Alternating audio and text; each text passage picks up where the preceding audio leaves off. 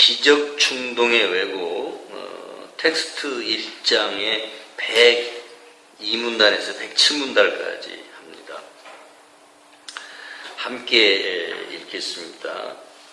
시작. 그대는 기적 충동 위에 두꺼운 덮개를 씌움으로써 그 충동이 의식의 도달함을 어렵게 만드는 무의식적인 왜곡에 연루되어 있다. 인간관계는 무엇을 원하는가에 따라 그 성격이 제한되거나 규정된다. 관계를 맺는 것은 성과를 얻는 방법이다. 방언은 그런 지각을 고착화시키는 경향이 있기 때문에 위험하다. 전도된 생각에서 비롯되는 모든 행위는 말 그대로 스스로 무엇을 하는지 모르는 자들이 나타내는 표현이다. 한 방향으로 고정된 것은 심지어 위아래가 뒤집혀 있어도 크게 신뢰하게 된다. 사실 더욱 일관되게 위아래가 뒤집혀 있을수록 더욱 신뢰하게 된다. 자, 이게 무슨 말일까요? 기적 충동의 왜곡에 대해서 지금 해나가는 거니까요. 기적 충동의 왜곡. 그러니까 무엇의 기적을 왜곡시키느냐 이거예요. 기적에 대한 어떤 그 발동하는 심리가 생기는데, 기적 수업을 해야 되겠구나. 그러는데 이 기적 수업 자체를 아예 왜곡시킬 수 있다는 거예요. 이 왜곡시킨다는 게 뭐냐? 왜곡시킨다는 게 뭘까요? 결국은 이 무의식에서 연루돼서 기적 충동에 그만 어렵게 만든다는 거지. 기적 충동 위에 두꺼운 덮개를 씌움으로써 그랬는데, 뭐가 두꺼운 덮개를 씌우냐? 기적 충동이 일어나기는 하는데 방해한다 이거예요. 기적 공부를 해야서 그야말로 기적 공부를 통해서 내가 변화받는 걸 방해한다 이거지요. 그 방해가 뭐냐? 그 방해가 바로 저항이에요. 저항. 어떤 저항이냐? 이 저항심은요, 무의식적으로 연루되어 있다는 거예요. 무의식과 연루되어 있다. 그러면 이 무의식이라는 게 뭔지를 알아야 돼요. 이 무의식이 뭐냐? 바로 우리 자신의 과거의 기억이에요. 기억이라고 하는 것은 게스탈트에서는 두 가지로 이제 얘기합니다. 첫째, 영적인 유전, 혈통적인 유전을 얘기해요. 영적 유전과 혈통적인 유전이 있는데, 혈통만은 얘기해도, 영은 그만두더라도, 영적인 거 그만두더라도 혈통적인 것으로 통해서 3대, 4대가 영향을 받아서 우리는 기억을 갖고 와요. 3, 4대에게 성경대로 말하면 3, 4대의 영향을 받아서 기억을 갖고 오는데, 그게 과거의 기억이란 말이죠. 그 과거의 기억에 의해서 우리는 모든 걸 판단하고 모든 걸 보는 관점이 생겼어요. 관점이 생겼다고요. 관이 생겼어. 다시 말하면 아이디어인데 관념이 생겼다는 거지. 이 과거적 관념에 의해서만 현재를 보게 되는 거예요. 과거 없이 현재를 볼 수가 없어요. 모든 인간은 과거를 통해서만 현재를 봐요. 다시 말하면 과거라고 하는 것이 딱 반영이 되면서 세상을 보게 된다는 거죠. 기적은 무엇을 얘기하느냐? 이놈의 과거를 벗겨내라는 거예요. 그러니까 기적의 충동이 일어나긴 일어나는데 두꺼운 덮개가 팍 혼이불처럼 이렇게 덮어 씌워서 도대체가 방해를 받아서 기적 수업 못하게 한다는 거죠. 이게 무의식과 관련되어 있다. 연루되어 있다. 그래서 이제 인간관계를 설명합니다. 인간관계는 무엇을 원하는가에 따라 그 성격이 제한되거나 규정된다. 무엇을 원하느냐에 따라서 내가 지금 뭘 원하고 있느냐는 거예요. 변화를 원하고 있습니까? 기적 수업을 통해서 내 인생이 바뀌기를 원하고 있습니까? 완전한 구원을 원하고 있습니까? 그게 아닌 어떤 환상을 더 원하느냐? 환상을 더 원한다면 계속 왜곡되어 갈 수밖에 없어요. 이제는 이 환상을 다 끝내버리고 완전한 구원이 일어나야 되겠다라고 생각할 때 또 달라진다는 거죠. 그런 얘기예요. 그러니까 인간관계라는 것을 통해서 설명을 하는 거죠. 무엇을 원하는가에 따라 그 성격이 제한되거나 규정된다. 관계를 맺는 것은 성과를 얻는 방법이다. 기적 수업과 우리가 관계를 맺는다면 이 기적 수업을 통해서 어떤 성과를 얻게 될 것이다. 그런 얘기예요.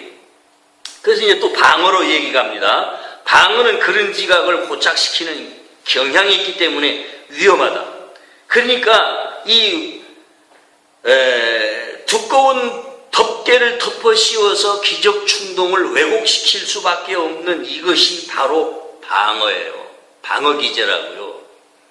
사람은 새로운 걸 만나든지 낯선 것을 보게 되면 반드시 먼저 방어하게 돼 있어요. 저것이 나에게 어떤 위험을 초래하지 않을까? 기적 수업? 아이고 저거 이단 아닌가? 이러면서 방어를 딱 하게 된다 이 말입니다. 그런 얘기예요. 그래서 이 그런 지각은 관계를 맺는 것은 성과를 얻는 방법이고 방어는 그런 지각을 고착시키는 경향이 있다. 방어라는 게 그런 지각을 고착시킨다. 기적 수업에 대해서 방어 기제를 발동시켜 버리면 과거에 그 잘못된 수정되고 교정되어지고 고쳐져야 하는 이것을 그냥 방어해버리고 말아요. 특히 기독교인들 뭘로 방어하느냐? 교리로 방어해버립니다. 성경보다 더 앞세우는 것이 교리예요. 성경보다 더 앞세울 수 있는 것이 무엇이 있어요? 없거든. 기독교인들에게 성경이 가장 최고의 권위를 둬야 하는데 교리가 먼저 앞에 나와요. 그래서 더 많이 왜곡되어지고 그리고 이 방어를 강력하게 세우기 때문에 방어 기제를 세우기 때문에 다른 어떤 것도 보이지 않아요. 안 보여요. 뭘 반영했기 때문에? 교리를 반영하고 있기 때문에. 교리와 틀리다 이거예요. 교리가 밥 먹여주고 구원해주는 줄 알아요. 울타리거든요. 교리가 울타리예요. 기독교인들에게 교리를 하나하나 물어보면 몰라요. 전혀 몰라요. 그런데 그들의 사상은 교리로 똘똘 뭉쳐져 있어요. 왜? 목회자들의 모든 설교는 교리 안에 고착되어 있기 때문입니다. 그래서 그런 경향이 더더욱 위험하게 만든다는 거죠. 여기서 전도된 생각이란 말은 전도된 생각에서 비롯되는 모든 행위는 말 그대로 스스로 무엇을 하는지 모르는 자들이 나타내는 표현이다. 전도된 생각이라는 게 위아래가 뒤집혔다 그 말이에요. 뒤집어졌다는 말입니다. 차가 전복되었다, 뒤집어졌다는 그런 말이잖아. 그리고 이 전도된 생각이 뭐냐? 앞뒤가 바뀌거나 뒤집혀진 것, 그런 생각에서 비롯되는 모든 행위는 말 그대로 스스로 무엇을 하는지조차 모르는 자들이 나타내는 표현이라는 거지. 뭐가 뒤집혔단 말이에요?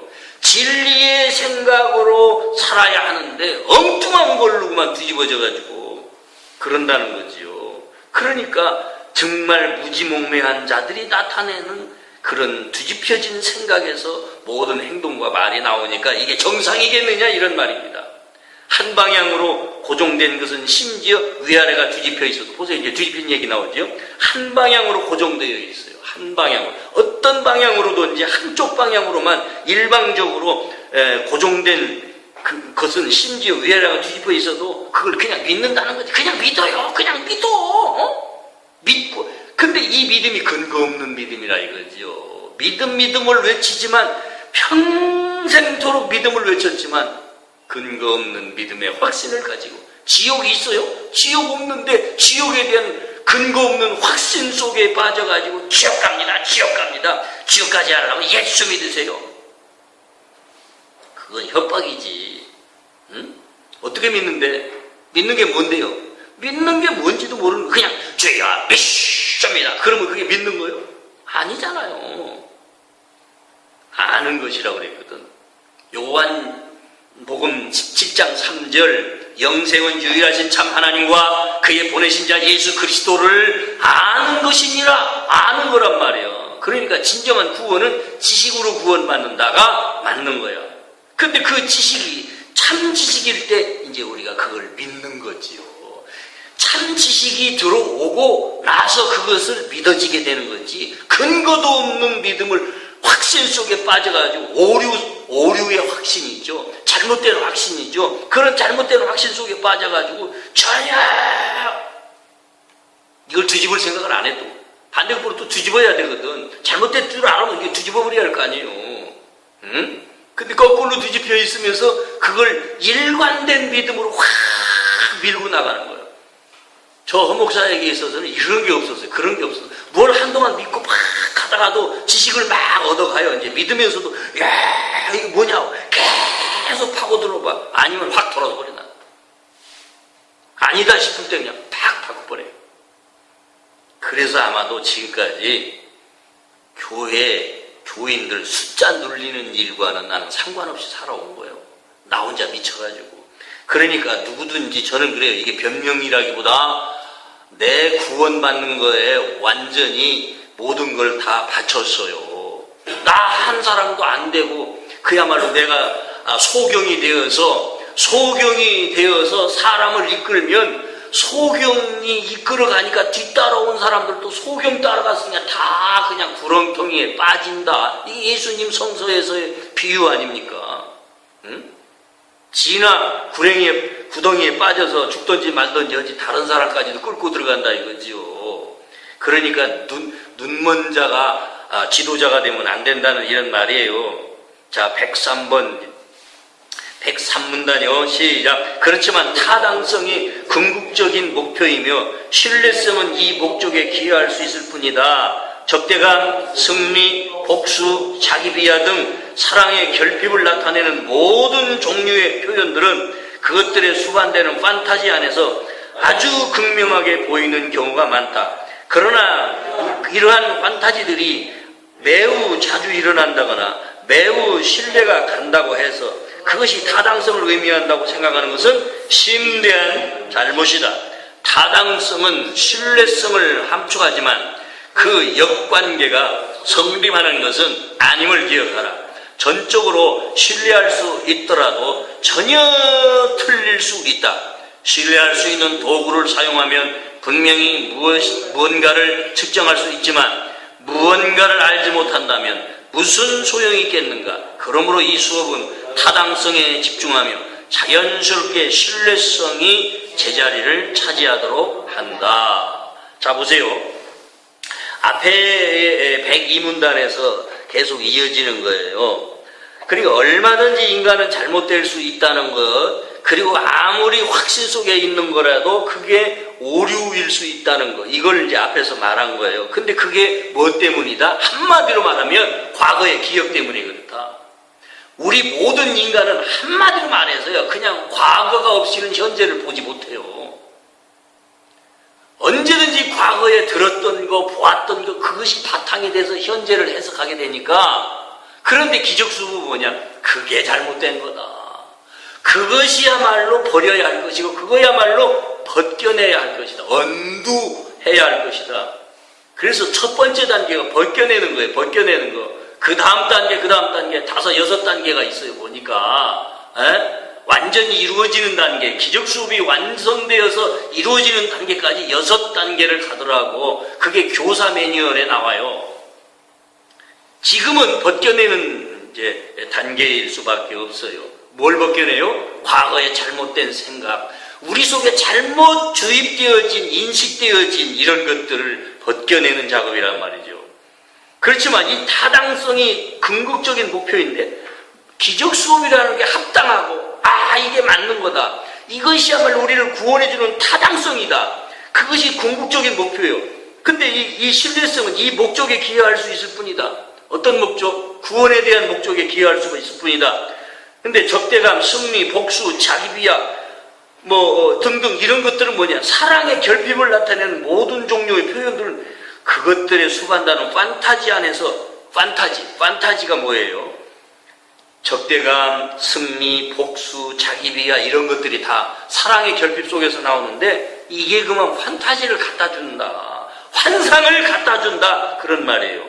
근데 아주 극명하게 보이는 경우가 많다는 거지. 어떤 환상일까요? 적대감이면 방어 기제를 세우고 환상에 빠져요. 승리일지라도 뭔가 승리라는 생각이 뭘까요?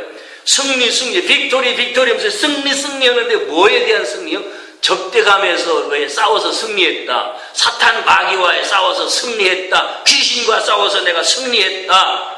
이 어려운 고통들을 다 감내하고 내가 승리했다. 오늘 또 승리하세요? 이런 인사를 한동안 얻을 때도 있었어요.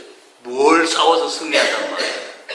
이 땅에 우리에게 싸워야 하는 상대는 아무도 없어요. 아무것도 없어요. 오로지 내 마음속에 과거의 기억들과 과거의 생각들과의 갈등을 빨리 치워버리고 온전하게 일심되는 거예요. 한 마음이 되어버리는 거. 뭘로요? 이 기적 수업의 말씀들로 한 마음이 되어버리게 하는 것만이 진정한 싸움이에요. 이걸 성전이라고 표현했어요, 앞에서.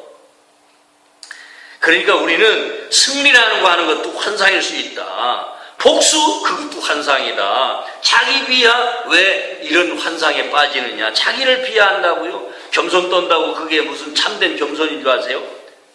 자칫 잘못하면 자기 비하로 빠질 수 있다는 거죠. 이런 게 다 결핍에서 오는 거라. 근데 이게 환타지를 수반한다 이 말이죠. 아주 극명하게 환타지를 나타낼 수 있다는 거죠. 그러나 이런 환타지들이 매우 자주 일어난다거나 매우 신뢰가 간다고 해서 그것이 타당성을 의미한다고 생각하는 것은 심리한 잘못이다. 그러니까 1992년도에 예수님 재림온다고 환상에 빠져가지고 전부 예수님 오는 거 봤잖아요. 그게 오감으로 본다고, 육감으로 본다고. 육감이라는 게 직감을 얘기하는 건데,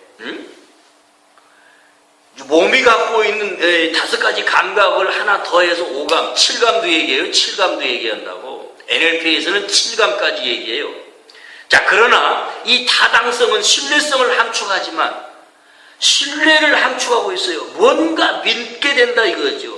그러나 그게 이제 역전돼서 역관계가 성립되는 건 아님을 기억해라.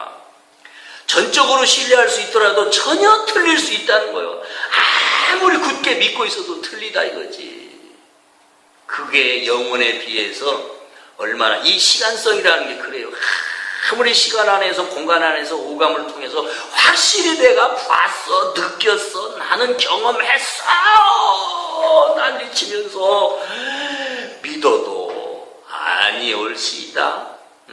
뭐에 비해서? 진리에 비하여 아니올시다. 그러니까 죽음을 경험하지 못한 분들은 죽음을 얘기해봐야 귀에 들어오지도 않아. 그런데 내가 이제 그냥 제목은 well dying, 잘 죽기, 이렇게 잘 죽기 하자. 어떻게 하는 게 잘 죽는 거냐? 이 얘기 좀 내가 이제 카페 게시판에 어제부터 하나 만들어 놓고 이야기를 쓰기 시작했어요. 잘 죽어야 돼. 근데 이 잘못된 죽음이 뭐냐? 죽음이 존재하지 않는데 죽는다고 믿었던 거. 그래서 이제 죽은 줄 알고 죽었는데 아이고 멀쩡하거든. 몸은 없어졌는데 자기 생각은 여전하거든. 자기 마음은 여전하거든. 뭐예요? 죽는 줄 알고 믿어서 죽으면 반드시 천당을 가든 만당을 가든 아니면 지옥으로 확 간다고 했는데 아니거든. 여기 공중에서 계속 배회하거든. 이 공중에서 계속 방황하거든. 그러니까 틀려먹은 거지 뭐예요. 이런 믿음, 이런 거 믿음. 영원히 지옥 아니면 천국이라고 했는데 내가 왜 여기 있지? 아이고, 그러니까 틀려먹었지. 그래서 배워야 한다. 진짜 배울 건 이거 배워야 한다. 평생 밥 먹고 잘 살았어. 몸으로 잘 살았어. 영광을 누렸어. 그런데 죽어보니까 아니거든. 아무도 이 얘기 못해요. 저는 해요. 저는 한다고. 어떻게 해요? 어떻게 이런 말 할 수 있어요? 귀신을 수도 없이 불러봤는데 귀신 부르면 뭐 무당들이나 부르는 줄 알아요? 그러니까 참으로 제 말 들어야 돼요. 누구든지 제 얘기 좀 들어야 돼요. 예? 내가 귀신의 말을 다 믿는 사람입니까? 기적 수업이 확실하게 말해주거든. 그런데 이게 숨어있는 비밀들이 있습니다. 이 기적 수업 안에 참으로 똑바로 봐야 돼요. 그래서 비전에 눈이 열리고 다시 한번 이 기적 수업 텍스트를 공부해야 돼. 비전이 열리면서 보면 더 멋지게, 더 깊이, 더 확대되어서 확실하게 보이겠죠. 아직은요, 우리 지각 자체도 바뀌지 않은 상태에서 이 공부를 하려니까 그렇게 어려운 거예요. 왜 이 말이 안 될까? 그렇게 공부한 사람들조차도 지식이 뭐 어느 정도 된 사람들조차도 이걸 읽었는데 확 들어오지 않는 거예요. 왜 안 들어오느냐? 과거를 반영하면서 보기 때문에 그렇습니다. 과거를 반영해서. 근데 이 허목사가 이렇게 얘기를 쉽게 할 수 있는 것은 무슨 제가 자신감이 있어서가 아니라 제가 그래도 참 과거의 기억들을 많이 내려놓은 사람 중에 하나거든요. 말을 안 해서 그러죠. 그러니까 이게 이제 보이는 거예요. 이게 안 보이는 사람은 글씨가 안 보이는 게 아니라 글자야 화려하게 보인대요. 이거 읽는 사람들이 그래요. 저한테 고백을 해요. 다 글자야 무수하게 아름다운 문장으로 되어 있다는 거야. 근데 모르겠대요. 왜 그럴까요? 과거를 반영하면서 보기 때문에 그래요. 그러니까 안 들어와요. 그리고 어떻게 해야 돼? 내려놓아야 돼. 뭘? 지난날의 잘못된 지식을 내려놓아야 된다 이거죠. 그걸 반영하면서 보려니까 이게 들어오냐 말이요. 자, 계속합니다. 그러니까 신뢰할 수 있는 도구를 사용하면 분명히 무언가를 측정할 수 있지만, 그러니까 신뢰할 수 있는 도구가 뭘까요? 이 기적수업의 텍스트북이야말로 신뢰할 수밖에 없는 도구 중에 도구라 이거죠. 네? 무언가를 알지 못한다면 무슨 소용이겠냐? 이걸 통해서도 무언가를 알지 못한다면 이 기적수업은 아무 소용없는 거겠지요. 그러므로 이 수업은 타당성에 집중하며 타당성에 합당한 것에 정말 맞아떨어지는 것에 이 타당성에 집중하고 자연스럽게 신뢰성이 제자리를 차지하도록 한다. 기적수업이야말로 믿음 속에서 모든 걸 신뢰함 속에서 내 마음에 정말 자리를 잡게 한다 이거죠. 지식으로서 참된 지식으로서 자리를 잡게 만들어줄 겁니다. 믿으시기 바랍니다. 104문단 하겠습니다. 함께 읽습니다. 오늘 이거 다 해야 돼요. 자, 육체적 충동을 기적 충동으로 혼동함은 지각을 왜곡시키는 중요한 원천이다. 왜냐하면 이 세상의 수단을 사용하여 행복을 구하려는 자들의 지각 아래에 깔려있는 기본적인 수준 혼동을 바로잡기보다는 오히려 유발하기 때문이다. 부적절한 육체적 충동 혹은 잘못 인도된 기적 충동은 겉으로 표현되면 의식적인 죄책감을 낳고 부정되면 우울증을 낳는다. 모든 진정한 기쁨은 신의 뜻을 이행함으로써 온다. 왜냐하면 그렇게 하지 않으면 오히려 자기를 부정하기 때문이다. 잘못의 부정은 투사를 낳지만 잘못의 교정은 회방을 가져온다. 우리를 유혹에 빠지지 말게 하옵소서. 주기도문이죠. 누가복음 22장 40절은 외적인 것으로 평화 안에서 신이나 형제들과 관계를 맺을 수 있다고 믿도록 우리 자신을 속이지 말게 하소서를 의미한다. 중요한 부분입니다. 주기도문 한 대목도 나왔고, 자, 이 육체적 충동을 기적 충동으로 혼동함은 지각을 왜곡시키는 중요한 원천이다 그랬어요. 육체적 충동. 그러니까 몸으로서 어떤 충동을 기적 충동으로 혼동할 수 있다는 거지요. 그러면 이 육체적 충동이 뭘까요? 오감작용이요. 5가지 감각. 오감에 의해서 무언가 감각적으로 왔어. 그래서 쌈박하는 것 같아. 이건가? 하고서 막 빠지다 보는데 기적이 아니에요. 기적 충동과 그래서 혼동을 일으킬 수 있는 게 이게 지각이 왜곡시키는 거라는 그것만 인식하시면 돼요. 그래서 그만큼 우리는 이 지각이 안 바뀌면 이 지각 자체가 바뀌어야 되는데, 지각이 바뀌어야 한다는 말이 무슨 말이냐? 여기 보세요. 지각이 바뀌어야 한다는 말이 이 머릿속에 깔아놓은 멍석들, 이 머릿속에 이 뇌는 어떻게 생겼느냐? 이 뇌는 오로지 신경망으로 되어 있어요. 신경망으로. 그런데 그 신경망이 신경 덩어리들로 되어 있어. 그럼 그 신경 덩어리들이 뭐냐? 바로 기억을 갖는 것들이야. 그래서 한 가지 기억이 이렇게 떠오르려면 그거 하나의 이 뭉탱이로 되어 있는 신경 덩어리 하나만 딱 작동하는 게 아니고요. 요게 뭐지 마이크야 라는 해석이 나오려면 이미 마이크에 대한 기적을 이 기억을 다 가져와야 돼. 연결되어 있는 종합적인 기억들이 착 이렇게 활성화되면서 이건 마이크다 하고 말해주는 거예요. 그러니까 지각이라고 하는 건 홀로 작동하지 않아. 연합활동, 다시 말하면 오르가니즘이라고 그래요. 관계 속에서, 단단한 관계 속에서 이 지각이 발동되면서 이 지각이 움직이면서 이게 뭐다 하고 인식을 가지고 오는데, 그러한 지각에 의해서, 그러한 인식적 지각에 의해서 우리는 뭘 판단하고 보았다 그러고 느꼈다 그러고 생각한다 그러고 그래요. 그런데 그게 다 과거를 반영한다. 과거를 반영한다. 그러한 과거가 잘못되어 있다. 우리의 지각 모든 게 다 에러 상태에 있다. 그러니까 이 에러 상태를 가지고 있는 이 지각 자체를 바꾸는 게 기적 수업이고 그게 구원이다. 아멘이요. 이런 소리를 어디서 들어요? 이렇게 설명해주는 예수님밖에 없어요. 이 세상의 수단을 사용하여 행복을 구하려는 자들의 지각 아래에 깔려있는 기본적인 수준 혼동을 바로잡기보다는 오히려 유발하기 때문이다. 혼동을 더 유발해낼 수밖에 없다.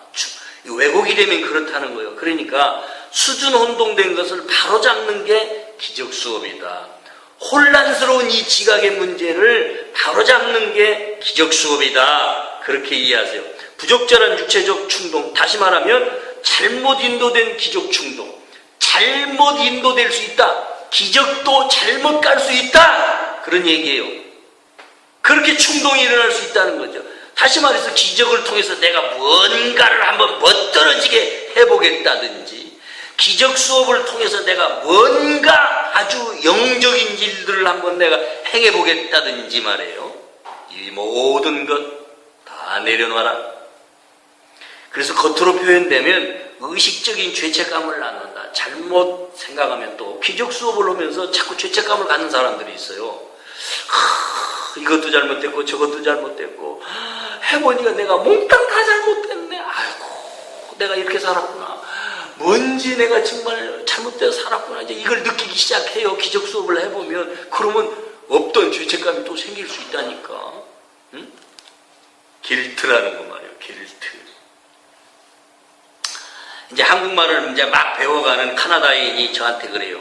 한국말로 길트가 뭐요? 그러더라고. 길트를 뭐라고 표현하냐? 죄책감? 내가 그랬더니 추석 때 너무 많이 먹어가지고 이 몸에 죄책감을 느낀대.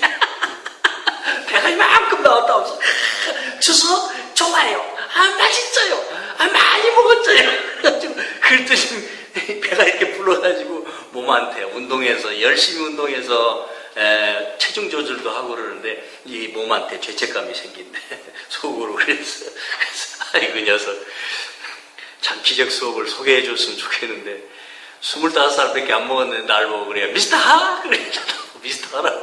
걔네들은 개념 없어요. 위아래 개념 없다니까.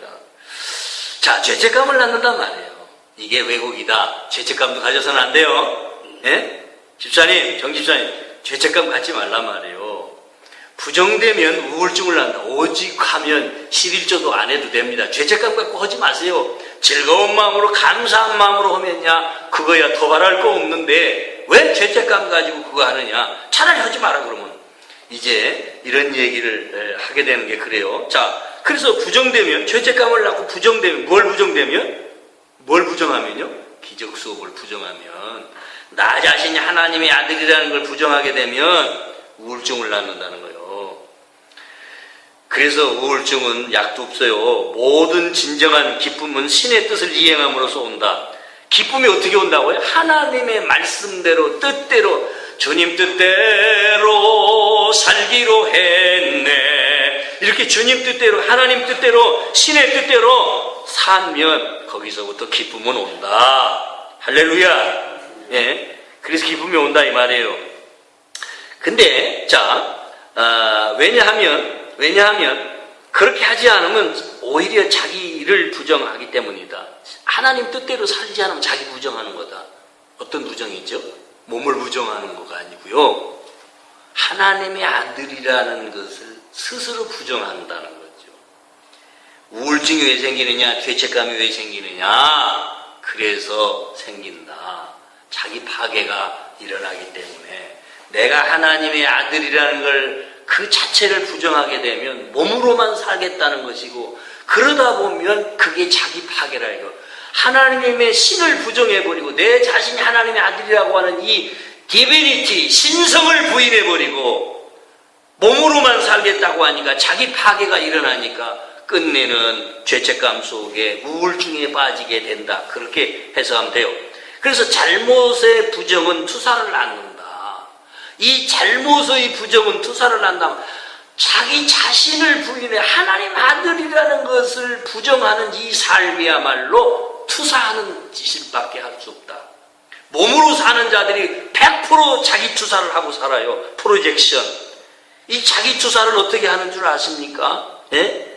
내가 이렇게 팔자 살았게 살았으니 내 자식이라도 팔자 좀 피게 해주자. 그래가지고 내가 밥을 안 줬니 떡을 안 줬니 돈을 안 줬니 니한테 학비를 안 내줬니 왜 공부는 안 하니 왜 하라는 공부는 안 하니 제발 니라도 성공해서 내 한 좀 풀어줘라. 그게 투사요. 내가 못다 이룬 거 자식한테 이루고 싶은 거. 응? 그 다음에 그런 종류의 투사만 있는 게 아니고 정말로 자기 힘들면 다른 사람을 들들 볶아요. 그것도 투사야. 자, 내 힘들다고 상대방을 힘들게 하는 거 자기 투사란 말이에요. 이러한 잘못의 부정은 투사를 낳지만 잘못의 교정은 해방을 가져온다. 그러니까 우리는 그 모든 잘못된 것, 나의 그 과거의 모든 기억들을 교정해가는 거, 바꿔치고 대체하고 교정을 하고 수정을 하고 그래야만 미래가 해방된다. 현재 안에서 과거를 언두해서 과거를 청산해서 과거가 없어져 버려야 과거의 기억들을 진리로 대체해야만 그래야 나의 미래는 해방된다. 할렐루야죠. 이 훌륭한 말, 이런 기가 막힌 말씀이 어디서 나와요? 인간 속에서 나오겠어요? 그런데 자, 여기 이제 누가복음 22장 40절 오랜만에 성경을 한번 찾아봅시다.